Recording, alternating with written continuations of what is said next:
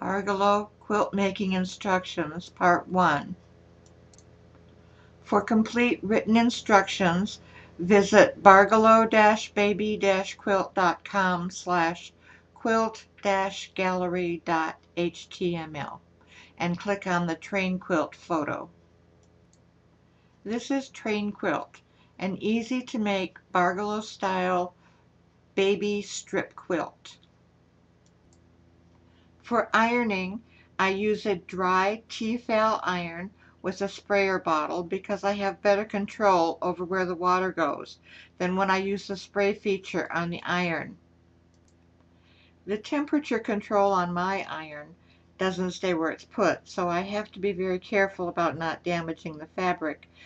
But my iron's faceplate is fantastic. It's ceramic, slippery, and cleans very easily. I use a 17 by 24 inch June Taylor quilter's block. Cut the strips for your flat background and pin them to your design wall in the order in which you plan to sew them. Use a 1/4 inch seam allowance and sew them together. This is how your quilt top will look before it's trimmed and sliced. Then press the seams flat. Do not slide the iron back and forth along the seam because this tends to stretch the fabric and then your seams may not line up properly in other steps.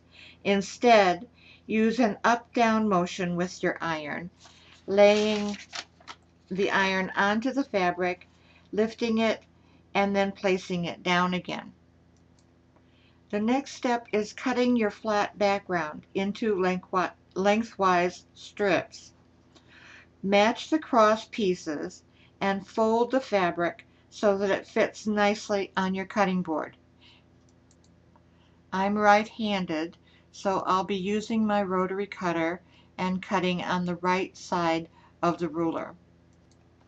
Following the cutting chart in the written instructions at bargello.baby.com, cut your odd-numbered strips and pin them right to left on your design wall, leaving spaces for the even-numbered separator strips.